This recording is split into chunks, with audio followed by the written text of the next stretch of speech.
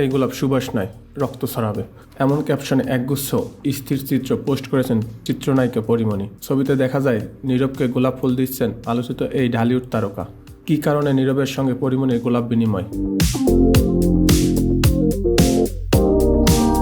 শুক্রবার রাতে পরিমণি জানান তার ডোডোর গল্প সিনেমার শুটিং শেষের খবর।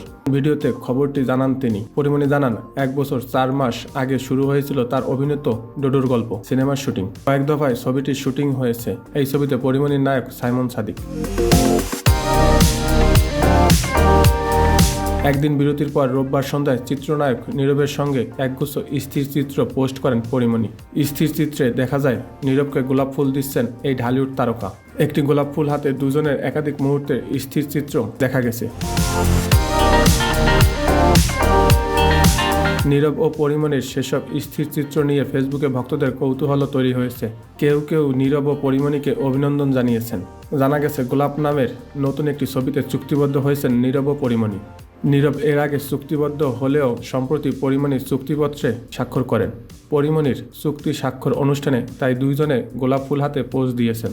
জানা গেছে ঢাকার গুলশানের একটি রেস্টুরেন্টে নীরব ও পরিমণির সঙ্গে এই চুক্তি স্বাক্ষর অনুষ্ঠান সম্পন্ন হয়।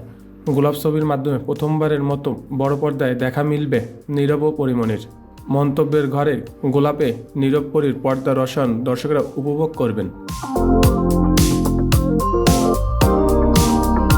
নীরব ও পরীর জুটির প্রথম চলচ্চিত্র গোলাপ এর পরিচালক শামসুল হুদা। তিনি জানিয়েছেন রাজনৈতিক থ্রিলার গল্পে গোলাপ নির্মিত হবে। এই মাসেই ছবিটির শুটিং শুরু হওয়ার কথা রয়েছে। গোলাপ চুক্তিবদ্ধ হয়ে পরিমণি বলেন, অনেক দিন ধরে এমন গল্পের ছবিতে কাজ করা হয়ে উঠছিল না। এতে আমার চরিত্রের নাম ডানা। গল্পে ডানা নাচবে, প্রেম করবে, এমনকি মারামারিও করবে।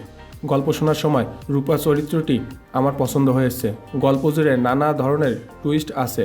আশা করছি নীরব ও আমাকে দর্শকরা পছন্দ করবেন।